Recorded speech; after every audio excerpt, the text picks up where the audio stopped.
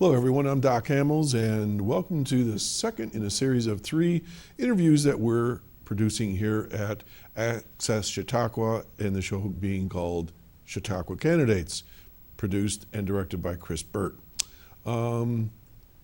This will focus on the position of county clerk. We have a candidate here today, and we also extended the opportunity to the incumbent Larry Barmore, who did not respond, so that's for the record. Today we have David Salley, who is running for county clerk, and I want to welcome you to the show. Thank you for inviting me. It's a pleasure to be here. Thank you.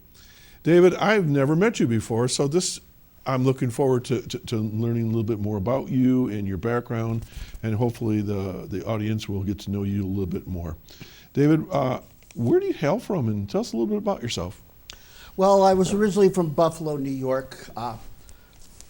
My wife and I moved here to Chautauqua County in January of 2000 when we both had IT jobs. My wife and I, Dr. Karen Ehrlich, will be celebrating our 30th wedding anniversary later this month. Well, congratulations. Yes. We are currently in the process of remodeling and restoring a 150-year-old farmhouse that we hope to retire in, with lots of orchards and everything. What township would that be? We're in the town of Pomfret, but the Okay. mailing address is Fredonia. Gotcha. Okay. Where in Buffalo are you from? Mostly the west side. Oh, what street? Springer Street that ran through Schiller Park. Schiller Park. Okay. Believe it or not, when I was a child, I grew up first 8 years of my life on West Avenue. Ah. Right down there, School 18 in Albany and along the river and all that area. So what high school did you go to? I went to Bishop Turner High School, which no longer exists, unfortunately. What year? However, 1976. We just had our 40th anniversary. My brother went to Bishop Turner. Ah, He would have been the class of 71. Small world. yes. You want to know where I went? Where? Canisius. People say, "Oh no, not Canisius," or they'll say, "Oh no, not St. Joe's." So, well, it's small world. Frequent sports rivals, but Oh yeah, who noticed? Bishop Turner was a great school. My brother really enjoyed it there, and I learned a lot in the technical field. I remember that. So, what you said in 2000, that's 21 years ago, brought you to Chautauqua County. So, who do you work for now? I'm retired. My last job was for the Seneca Nation Medical Center. I was their database person. I created all of the software for all of their reports that they had to do. Previously, they were doing it manually, and I created over 150 reports customized specifically to the medical center. So, in addition to being a database expert, I have a fairly good background on HIPAA and privacy issues as well. Mm-hmm. For those that may not be familiar with HIPAA and so forth, can you tell a little bit about it, just so people know? Basically, it's a privacy regulations about people who have access to your medical backgrounds, such as your doctor, your insurance company, your hospital, not giving it out to the general public or people who could profit from it by selling you the next wonder drug. The general public is not involved in any way. This is strictly regulations that affect hospitals and medical personnel. Okay, so with an IT background and issues like HIPAA laws and so forth, how do you think that works into being the county clerk? Once you remove the political labels, the Office of County Clerk is the office of the county database manager. It's all data fields. You've got the Department of Motor Vehicles with your license plates and your driver's registrations, your car registrations. All the court cases are there. If you're going to buy or sell a house, the search and surveys are there. If you go to the gas station and get gas for your car, there's an inspection sticker on each pump. The inspector answers to the Bureau of Weights and Measures, which goes through the county clerk. If you're going to do family genealogy, which a number of people picked up during the pandemic as a way to pass the time and you want to know where your great Uncle Fred got married, those historical records are going to be through the town historians, which are going to be accessed through the county clerk. So it's all data, information, and you have the twin problems that you always have with a database. Accessibility, the people who need to have access to the data have their access. The security, the people that you don't want to have access to the data don't get to it. So I'm very much qualified for the job. I have a master's degree in information technology from the University of Buffalo. I've even written a couple of small technical papers in the field. So I am highly qualified, and this is a position where I could serve the county well. Have you ever held any political positions up till now? This is the first time I'm actually running for political office myself. I have always been politically active, and I have worked behind the scenes on a number of campaigns here in Chautauqua. I was working on Tracy Matrano's campaign. I worked on Eddie Sundquist's campaign, Sheriff Arpaggio. So I'm familiar with the political process, but this is the first time that I've been in front of the mic instead of behind the scenes. But when I saw that this was a job that fits my skill set, I decided to throw my hat into the ring and run for the office. Got nothing better to do in retirement? I throw that out there because people say that to me all the time. What do you do in retirement? I say, yeah, how much time do you have? So seriously, you could retire and go pick apples and stay in the wood in your house. Why are you running for this position? Well, I could retire on my house and spend a lot of time. As I said, we're restoring a 150-year-old farmhouse, and there's always something that needs doing. I spent most of my time during the pandemic rebuilding my back deck. But I can't just sit around and be at home all day and twiddle my thumbs and watch TV. I've got to be out with the people, doing things, accomplishing things. So running for public office just seemed like the perfect fit of my being with people and using my skills to help them. All right. You said basically if you were elected, you'd strip away the political titles and labels and things like that. Right now in our nation, this is no secret, we're really divided right now down party lines, and we're divided within parties. Yes. In Chautauqua County, I see a certain amount of that going on right now within parties and down party lines as well. What's your read on this, and how will you harness whatever energy you need to get elected? I mean, what do you have to offer that someone else doesn't? As I said, I think I'm well suited for the position I'm running for. I have met with a number of the other Democratic candidates. Norm Green and I talk every day. And I think that the combined of all of us will be able to make a good contribution to Chautauqua and accomplish things that need to be done. Okay. All right. So obviously you've studied the position because you've listed all the different departments. And the funny thing is you mentioned the town historians. I'm a town historian. So I understand what you're saying is that there's a lot of responsibility in maintaining those records for privacy. I mean, people could really get into your backgrounds and, wreak a lot of havoc. From your research up till now, I'm assuming you researched it because you sound like a research type person. What would be some changes you would make in this position, or what needs to be changed, or what are you going to do? I mean, maybe the guy that's in there now is doing a good job. I mean, we're not here to diss anybody, but what would you do differently or change? I think there would be more publicity, more accessibility. As I said, there's a number of people that have started doing genealogy during the pandemic, and historical records of people long dead I don't think is going to be a privacy issue. So I would help them get more accessibility online so they could do research. There's a number of organizations, Ancestry.com, that help out people, and I think we should simply be doing more of that.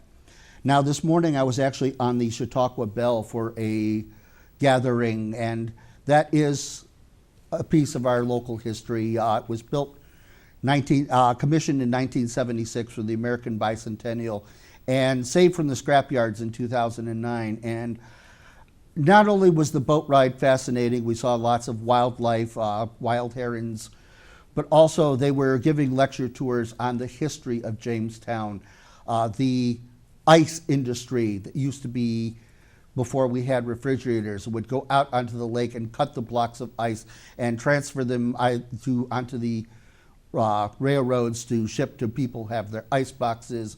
And of course, the Jamestown furniture at one point was considered one of the best furniture factories in the world. So this is the kind of thing that we need to preserve. We can't let this memories fade. If you don't know where you're coming from, you don't really know where you're going to. One of the issues that I know that are in the county as a whole is connectivity. So if you have these records in Mayville for genealogy, whatever, and people don't have computers, how's that going to work?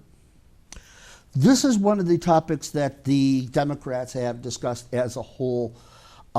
We want to have more infrastructure as one of our goals.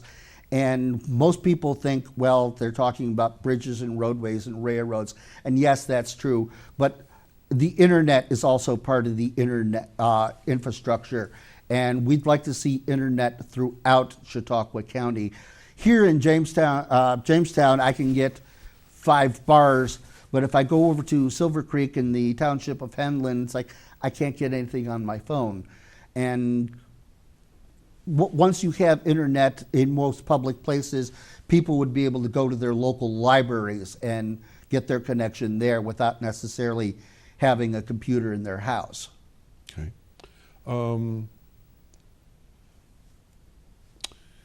Connectivity costs money.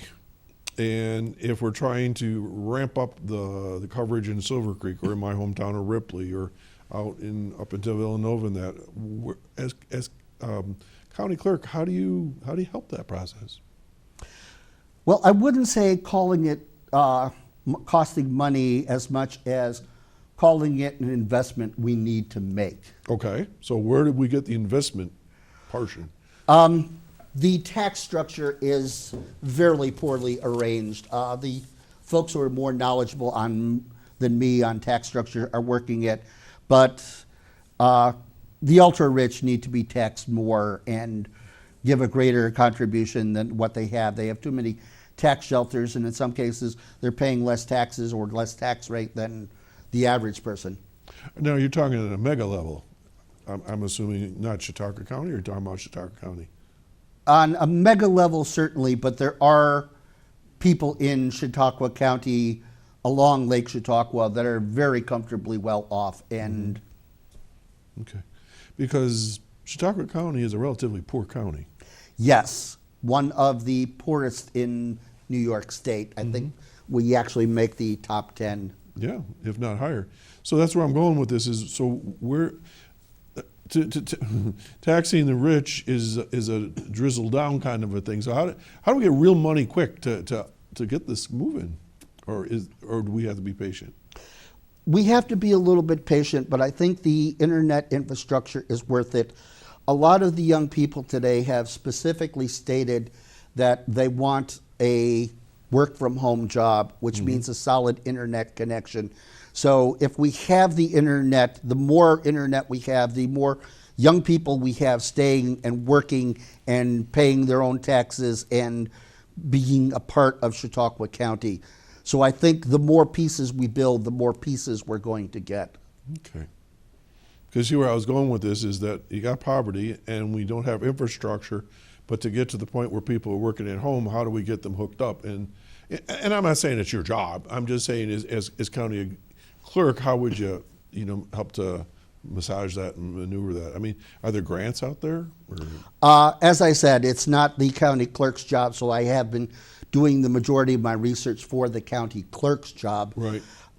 And there are people in the Democratic Party, and we have recently published a combined statement of what our goals are going to be if all of us are elected, and that does include reformation of the economic structure. I gotcha. As I said, I'm not one of the money experts. All That's right. So not my field. Ask me computers. So, so in the computer, if you were to bring up the county budget, if all went to the way you would like, there would be a restructuring of money that would go to IT?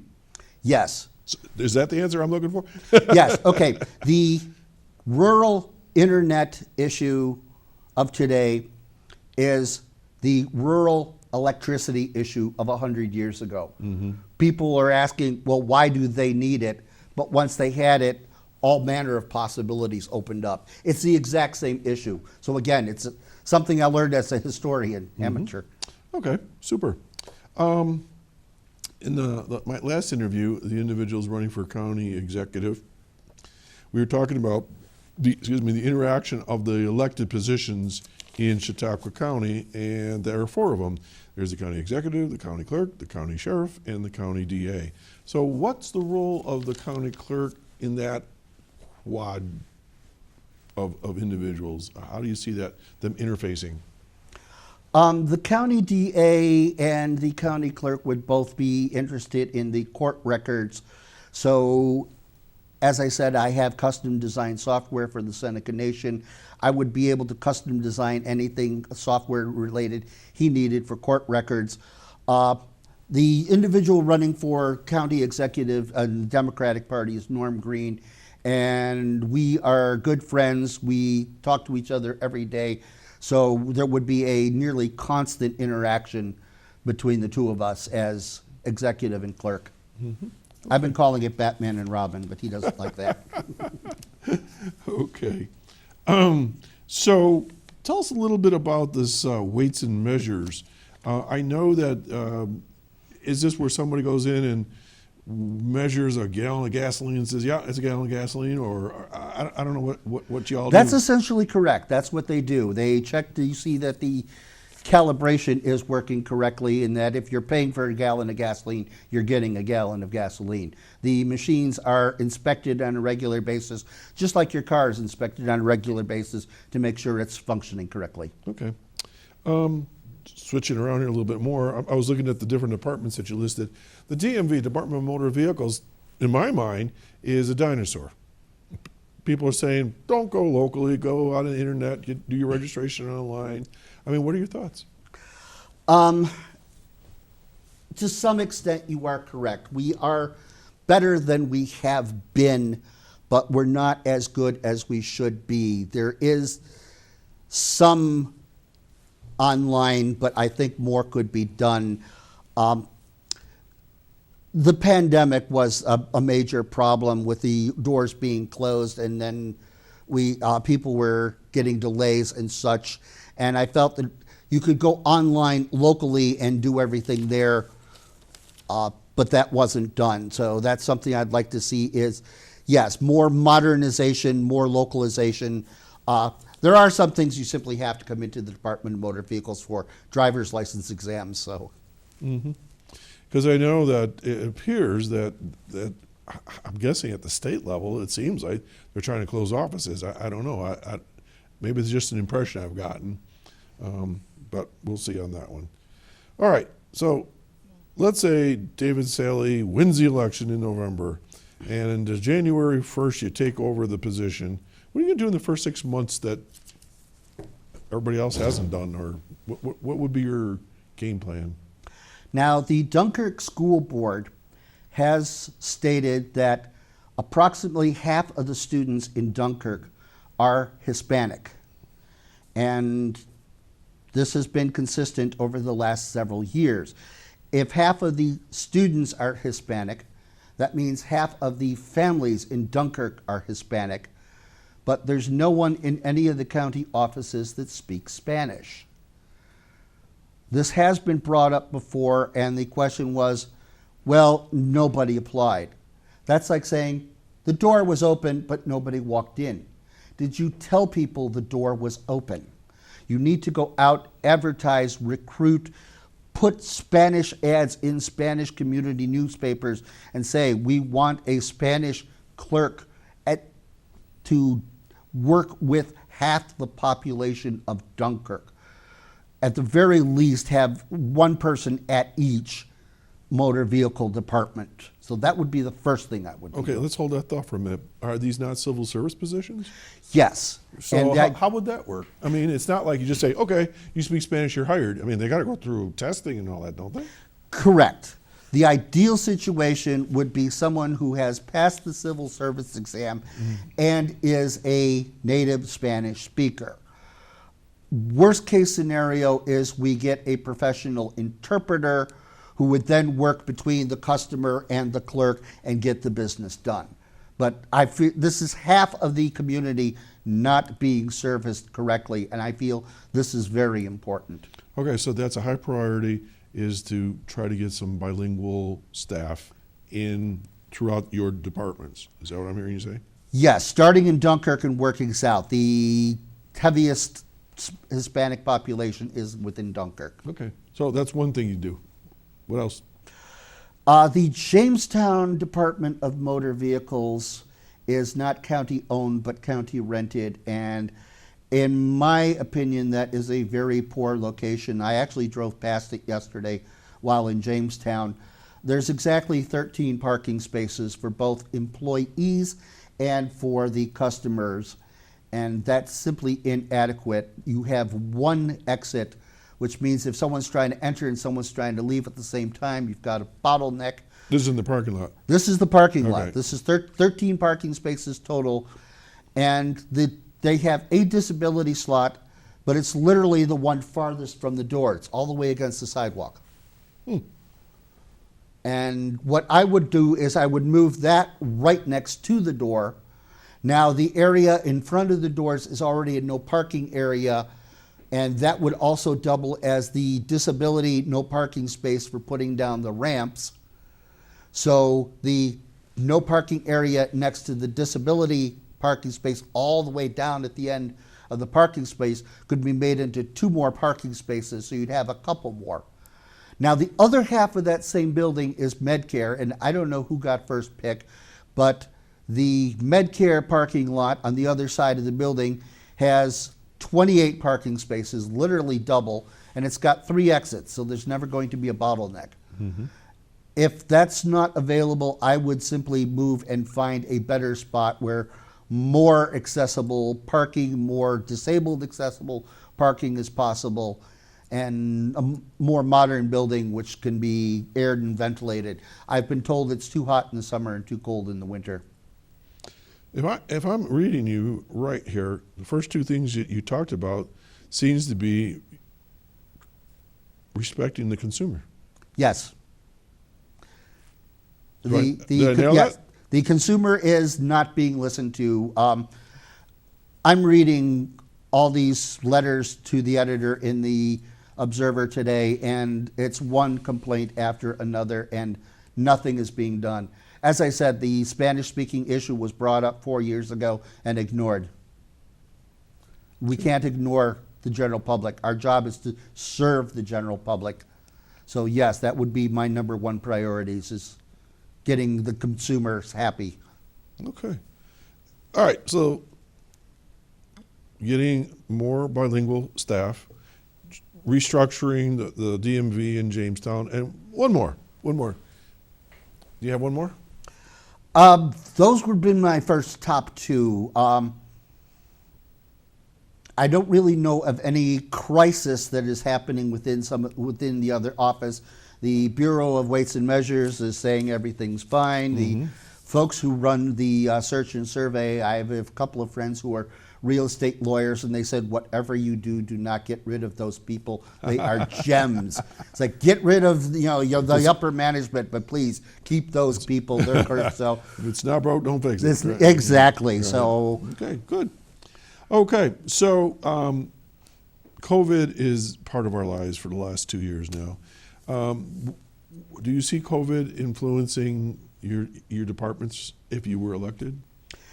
yes, we have to ask people to keep on masks. We have to encourage them to stay 6 feet apart.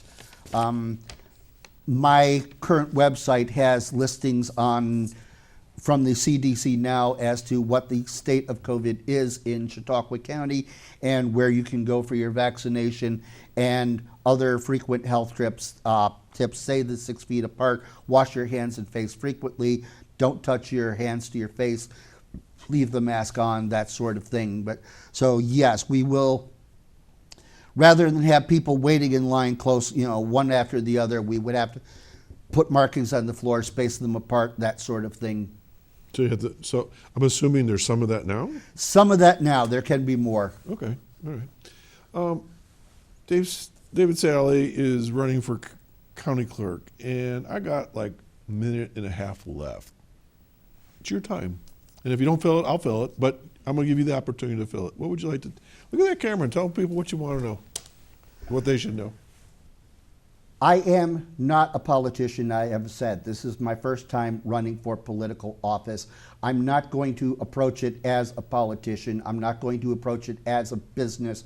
We've already discovered that with the post office. A business doesn't work because a business only takes care of the section of the market that it is profitable to do so. If there's a section of the market where the income doesn't justify the expense, they don't service it.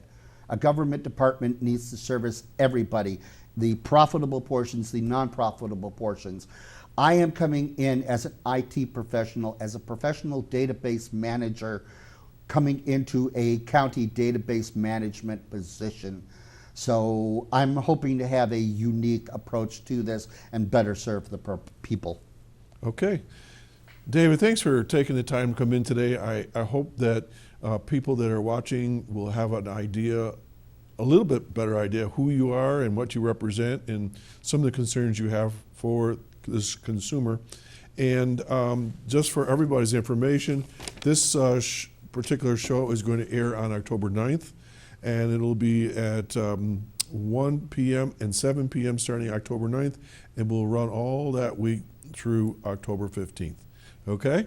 So that's, unless you have something else, we're done here. Okay, just let me say that for more information on my campaign, I do have a Facebook page, Salley for Clerk, and there is also a webpage, salleyforclerk.com. I have the Facebook page is updated almost daily with things that Biden is doing for our country, things that we're doing locally, updates on the COVID report. So please go check out the Facebook page. You'll find it fascinating. Thanks, David. Folks, that's a wrap on this particular portion of Chautauqua Candidates. We have one more to go, so I hope this has been of use and that you're enjoying hearing from these candidates. Take care and make sure you get out and vote this year. Take care. Bye-bye.